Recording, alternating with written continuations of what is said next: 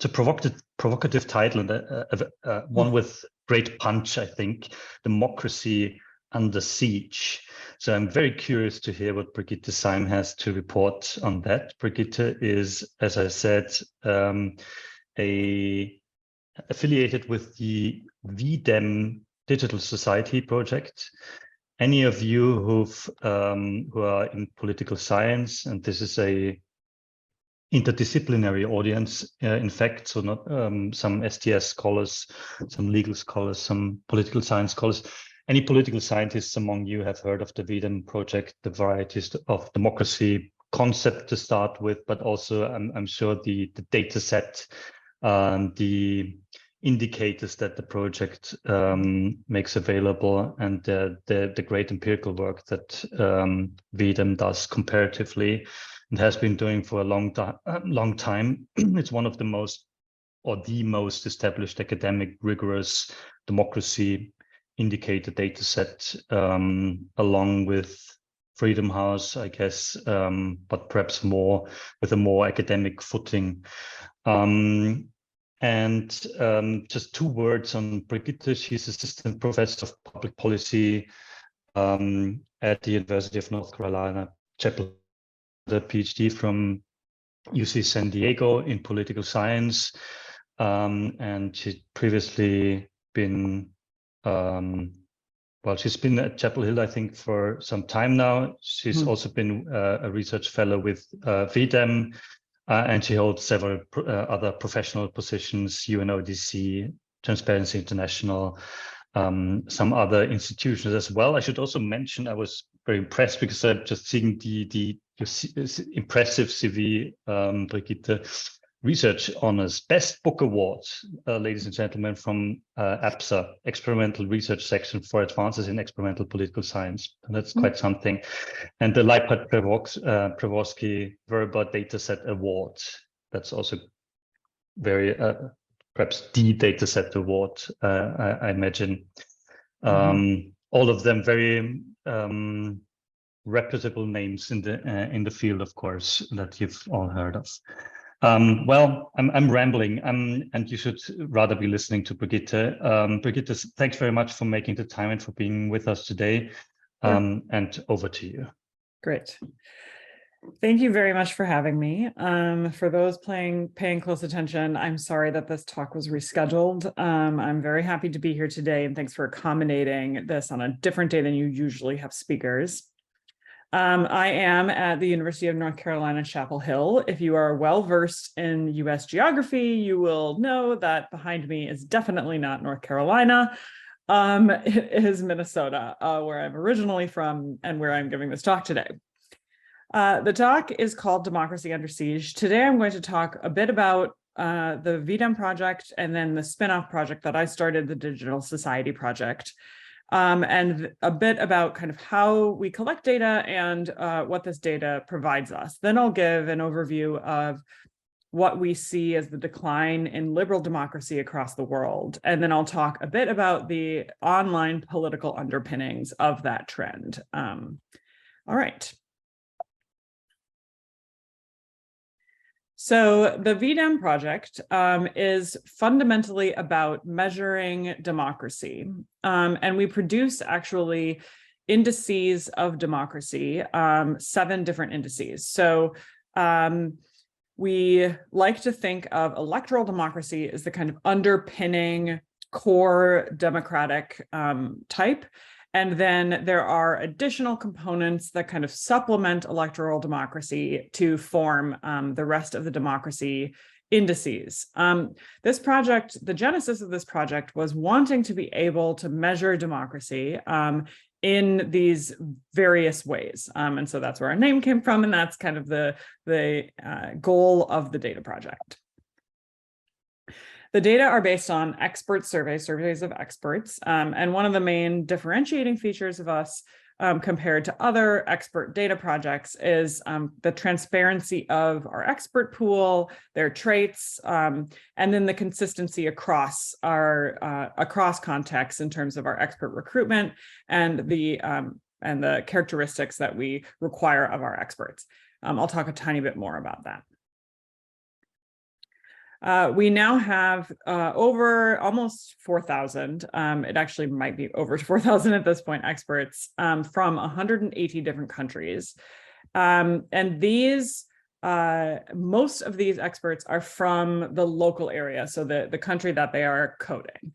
And we then produce a country year level data set. So data every year across 450 or more indicators for every country in the world, almost every country in the world.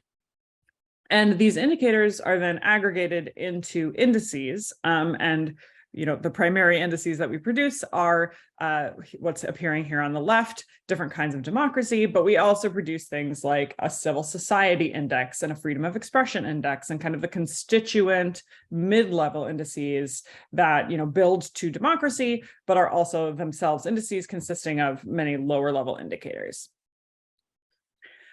In terms of our reach, it sounds like at least some of you have maybe encountered us. We're getting more and more kind of reach as we grow. We have, based on the data from our website anyway, we have over 1 million unique users from 220 countries or territories or independent states, et cetera. The data set has been downloaded 275,000 times more. And graphed, our online tools, our graphing tools have been utilized over 15 million times. We also produce a working paper series, which is interesting for all of you to check out, the Digital Society Project working paper, first working paper, which is a spinoff of V-Dem. That's what I assigned, I guess, for you all to read today. And these working papers have also been downloaded quite extensively. The Democracy Report is something that we produce every year, which is basically overviewing the state of democracy based on the most recent annual update of the data set. Across the world, it's global in coverage, and it is somewhat historical in that we often compare to previous publications of the report, but it's meant to be kind of a snapshot in time of the state of democracy across the world. I'm going to be talking quite a bit about this report today. This is going to provide kind of the next piece of my talk, so I won't go into too much detail about that. But just a word about the V-Dem methodology, really. So like a lot of different cross-national annually updated data projects, V-Dem uses expert surveys to assess democratic institutions.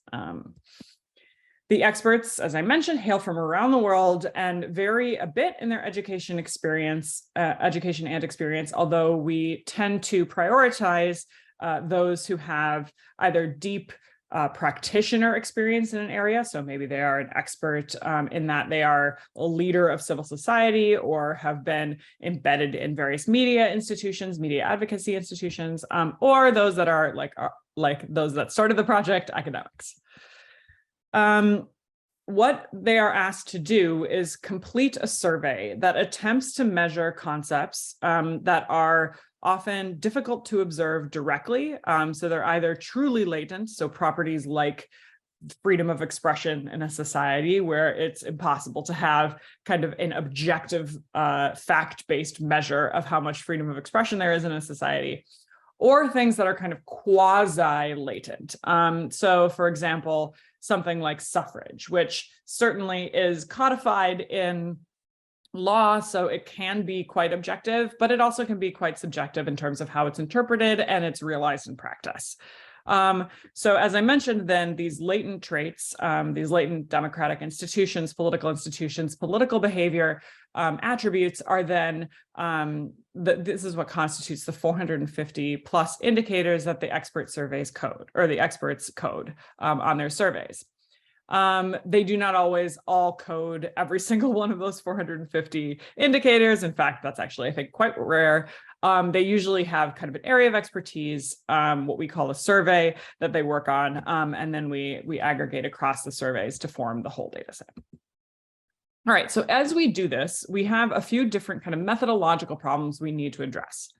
We need to aggregate expert ratings, so take let's say, coder A from Egypt in 1990, and then aggregate that person together with coder B from Egypt in 1990, and coder C and coder D and coder E. Usually we have 5 experts, a minimum of 5 experts for each country year data point that's coded. We then also need to evaluate and correct for expert bias and reliability. So once we've done this aggregation, we need to have some kind of assessment for how biased and reliable the experts are, and therefore how biased and reliable our data are. We then provide point estimates and uncertainty measures or confidence intervals around those point estimates. So this piece is kind of how I originally got involved in V-Dem. So not necessarily developing the questions and the kinds of institutions that we would want to measure, et cetera, but instead dealing with these problems. How do we aggregate across experts? How do we assess bias and reliability and correct for it? And then how do we produce the point estimates and uncertainty measures? So here's generally the kind of solution toolkit that we've come up with to address these problems. Fundamentally, this is about balancing local expertise and how proud we are of the vast network of local experts that we've cultivated versus wanting to ensure cross-case and really also over time comparability. So the first step is fielding an expert survey. This, of course, is a much more complex task than just kind of sending an email to everyone. And here are some of the most important components of this. So as I mentioned, once again, we use local experts, and then we also have cross-national coders. So coders that are able to provide expertise on a particular case and also have expertise on a few other cases. Even if it's less certain expertise, they are able to provide some kind of cross-national data. Then we also ask regional experts, people with true regional expertise, to code, the countries in their region. And then we might ask a group of coders again to code neighbors and hubs. So again, this isn't all coders, but often we will say, okay, those in Southeast Asia, if they feel qualified to code, let's say Japan or South Korea or something that's commonly known, if you're an expert in, say, Thailand, we will ask them to do that. And then finally, we ask all experts to complete anchoring vignettes. So these are, instead of real cases, real hubs, or real regional group of regional countries, these are hypothetical cases that we construct. And then we provide as vignettes, as sort of short snippets of text, and we ask them to code them as if they are real countries, so that we can get a feel for how coders evaluate in a vacuum when they aren't biased by their own experience or by different traits of different cases, et cetera. And then the second piece of this, after we fielded the survey and collected all the data from the survey, is to apply item response theory, IRT models, to leverage different types of knowledge. So to kind of assess where we kind of weight more intensely a particular expert or a group of experts, and then systematically aggregate ratings within cases. So we have an IRT model to then, a Bayesian IRT model to then aggregate from at the coder level to a particular observation level, and anchor these observations and raters to the same scale. This is particularly where the anchoring vignettes come in, although we also use these other pieces of data as well. And then estimate and adjust for the rater reliability that we developed, and estimate confidence in the rating. So provide the confidence intervals that I said we also provide. This piece, providing confidence intervals, is relatively uncommon across expert data sets. So this is one thing that we think sets us apart. Okay. I just wanted to provide a very brief example of an anchoring vignette, so you have an idea of kind of how we use these. And then that was kind of a whirlwind tour of the V-Dem approach and methodology. I can answer questions about that, but that was all I was going to do. So in brief, as I mentioned, anchoring vignettes are hypothetical cases. They require relatively no case expertise. And this is actually a key component or a key characteristic of them, is that they deliberately stray away from specific case expertise, case detail. They take very little time, and so you can deploy many vignettes for a given question, and they the downside of them is that they're very difficult to develop. They're difficult to develop well. They're very costly to develop. This is kind of my baby in the V-Dem project, which probably sounds extremely nerdy and boring to many of you, but I would be happy to talk about this more if you're interested. Here's an example of this hypothetical vignette, these anchoring vignettes that we use. I'll let you just read it very briefly.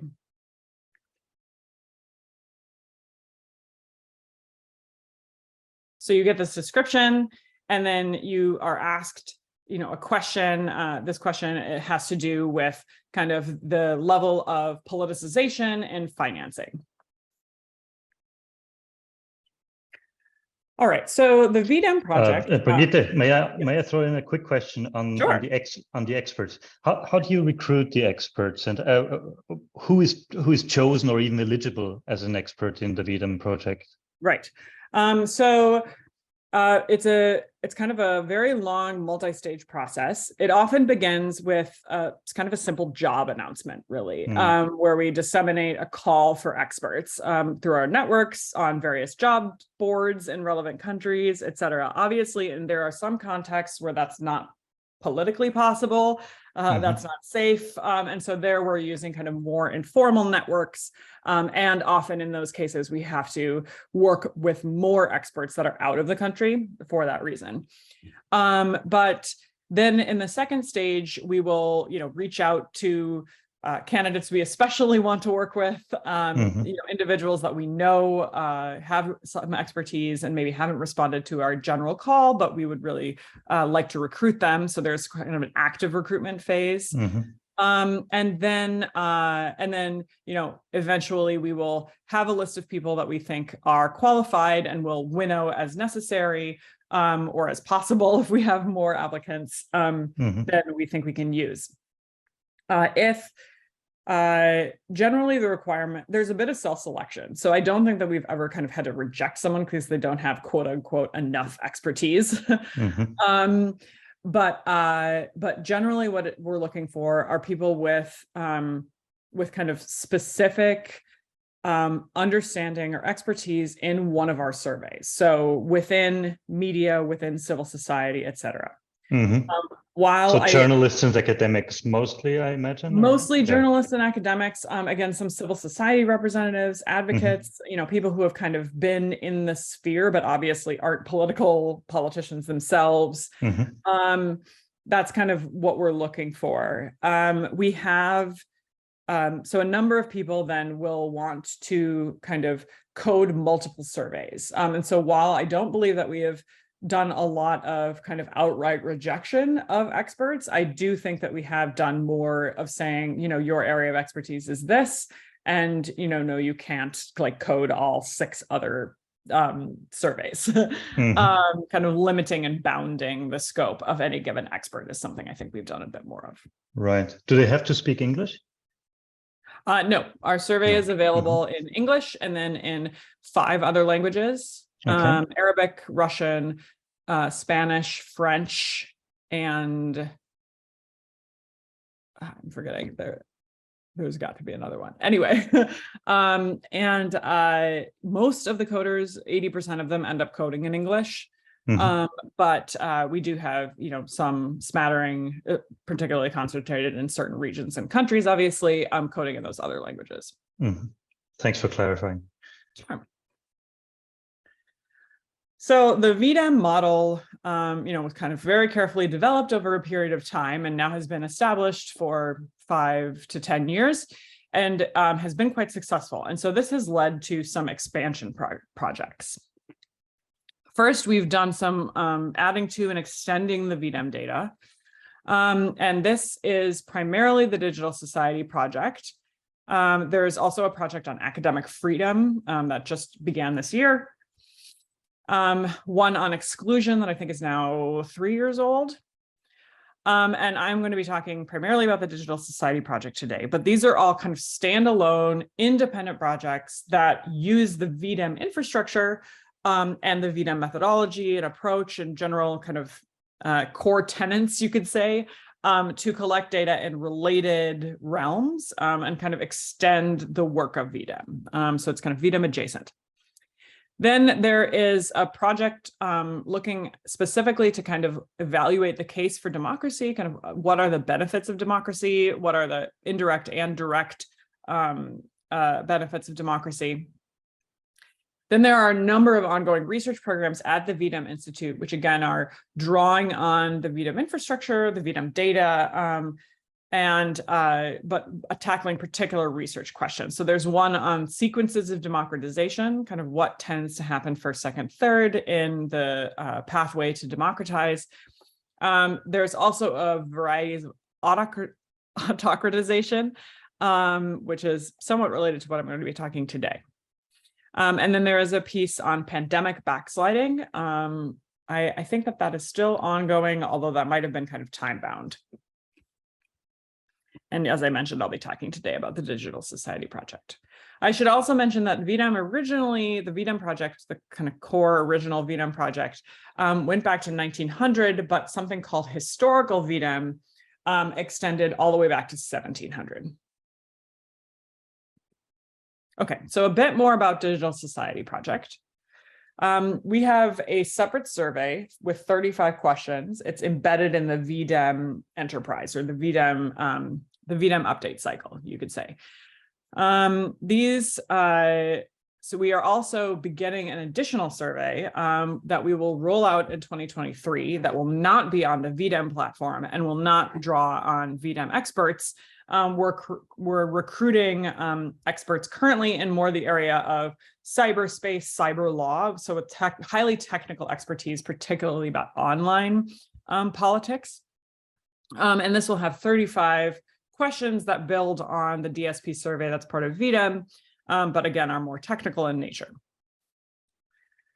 Currently, the Digital Society Project covers 5 topics across these 35 questions: coordinated information operations, digital media freedom, online media polarization, social cleavages. This is actually not necessarily online, but there weren't any questions about kind of polarization, so we added them as part of the DSP survey.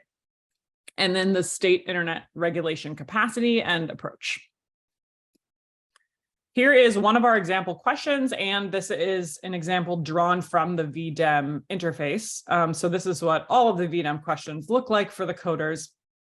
And this just happens to be one of the DSP questions.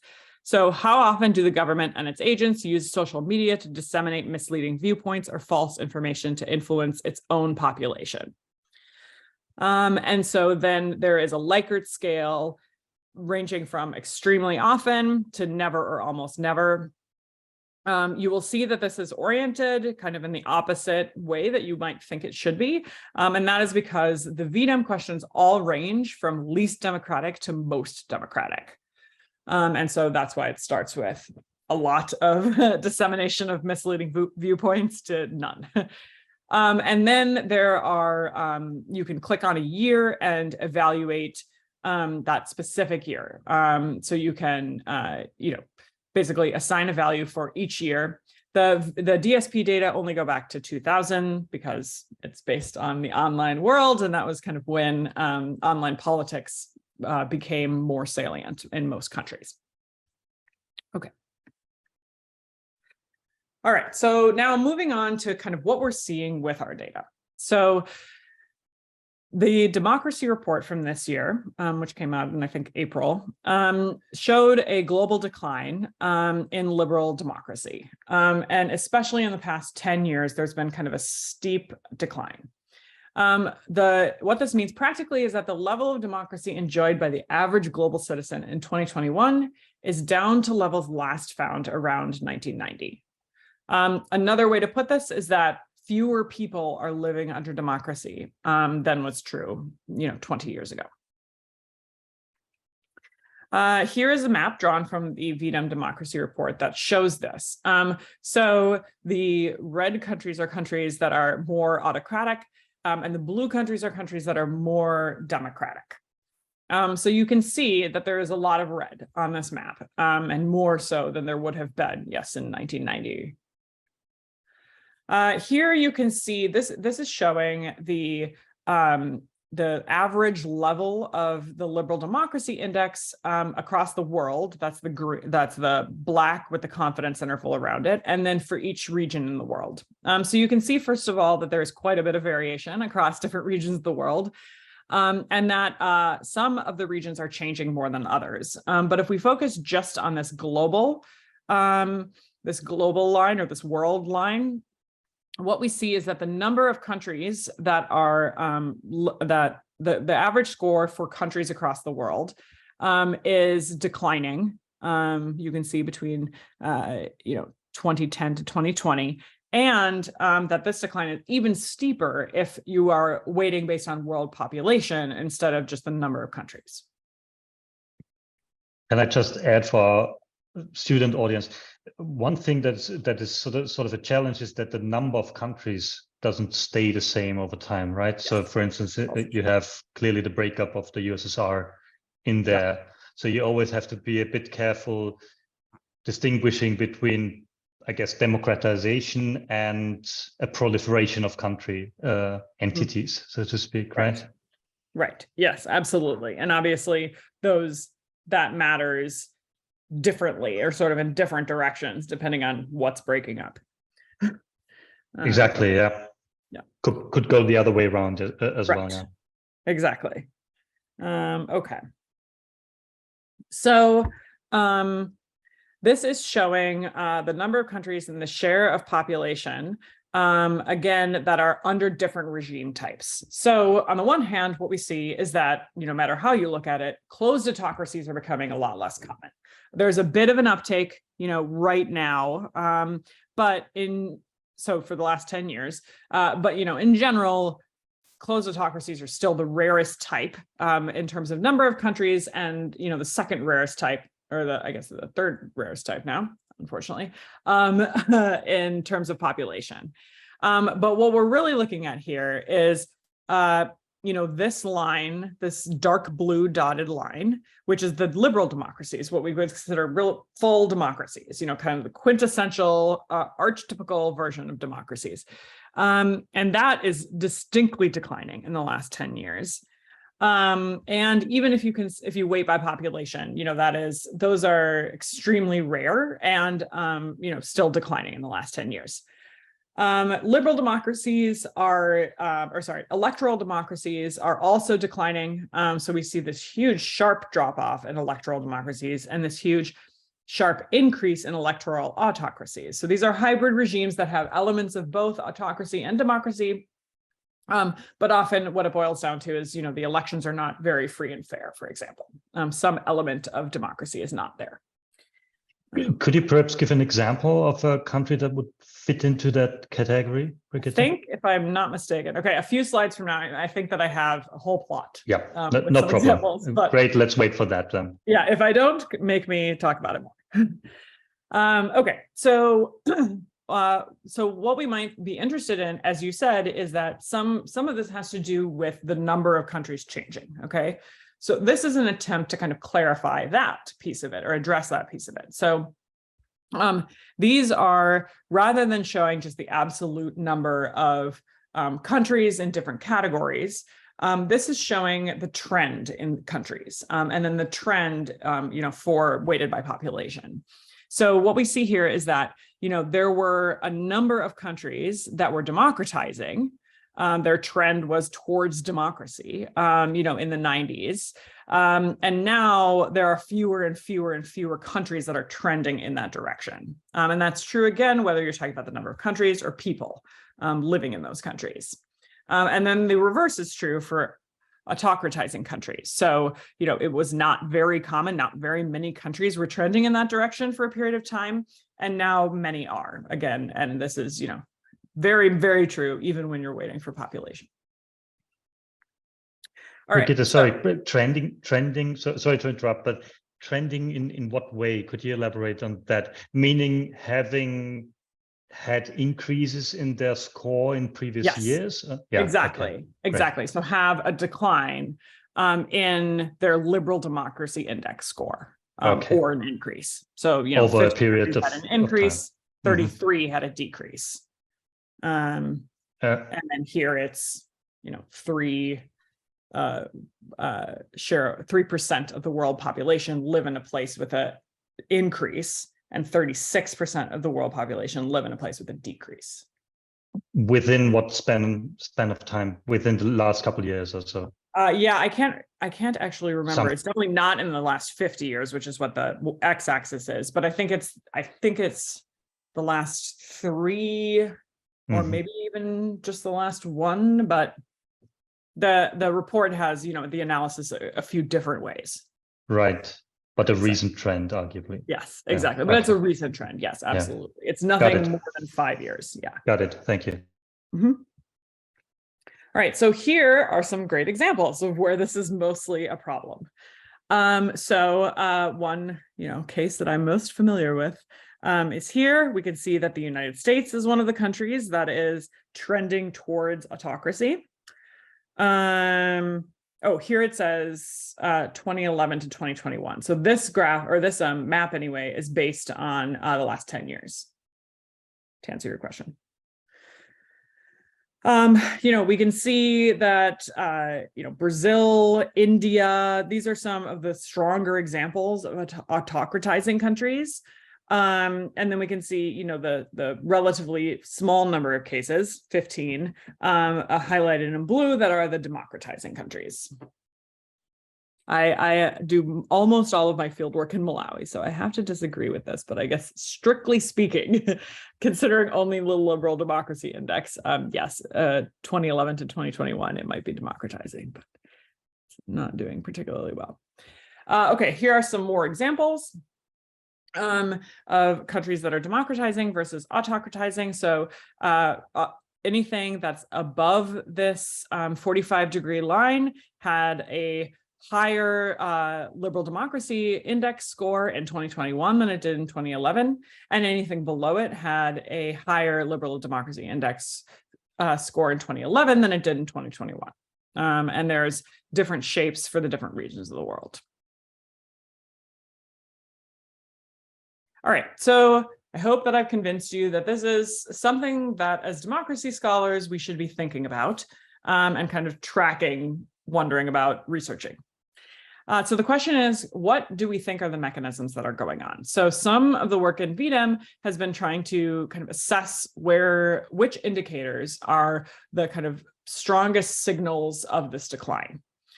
And freedom of expression and the media make 8 of the 10 indicators that have declined the most, or in the most number of countries over the past 10 years. So this is one area that really seems to be driving this decline in the index score. And then repression of civil society is also intensifying. So there are also deterioration in 50 countries on these indicators over the past 10 years.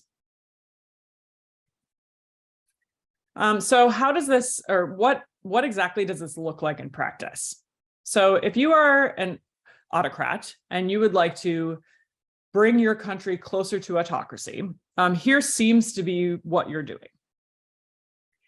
First, you attack the media. You make it very difficult to be a journalist, both in terms of journalistic freedom and in terms of actual physical journalistic movement.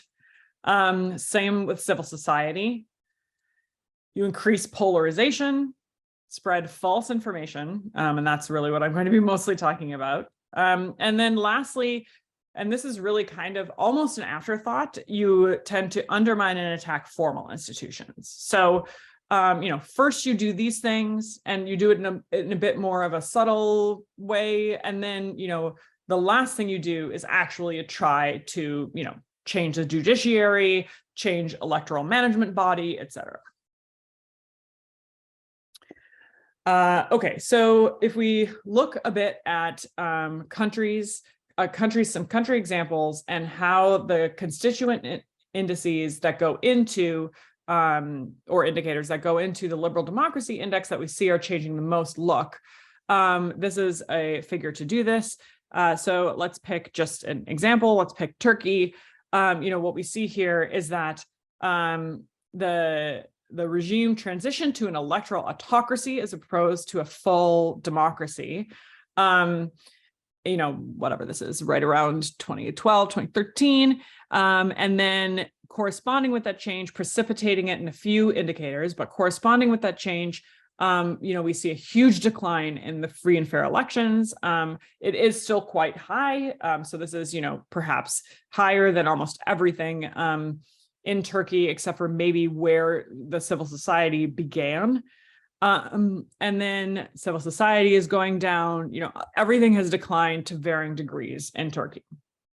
This is not necessarily true in somewhere like Mauritius, where there is a huge decline in free and fair elections and in government use of misinformation, but actually, respect for counter arguments is still quite strong. So respect for counter arguments is something that's eroding in other contexts, but not in Mauritius. That's not what's driving the change here.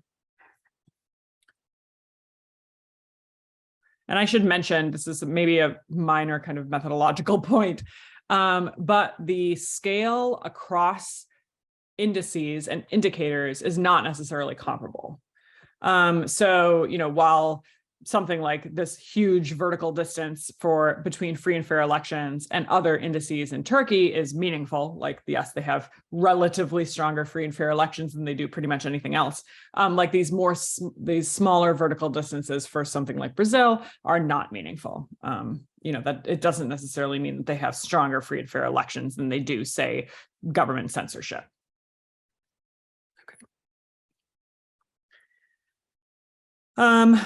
Okay, so I want to focus here on official disinformation campaigns. So this figure is showing different kinds of violations. So we would say kind of violations of democracy across the countries where we see the decline in democracy scores. And so type 6 is official disinformation campaigns. And we see major violations, so in other words, major disinformation campaigns that violate democracy. In a few countries, we see more moderate violations in most of the countries with this problem. And then we see minor violations with, almost as many countries. However, these are all much smaller percentages than the type 7, which is restrictions on the media. So here we see a lot of major violations, some moderate and some minor, but overall just a lot more of these violations than we see the official disinformation campaigns. But because this is an indicator drawn from the Digital Society Project, I'm going to talk a little bit more about these violations and kind of the patterns in this in disinformation around the world.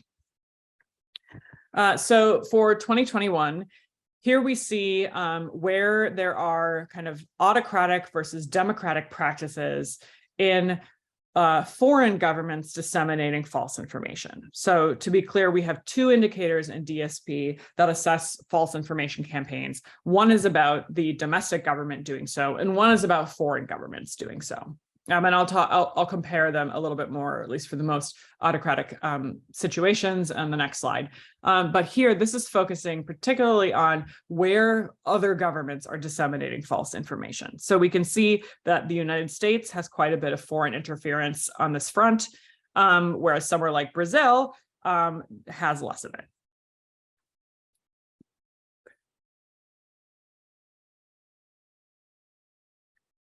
So we have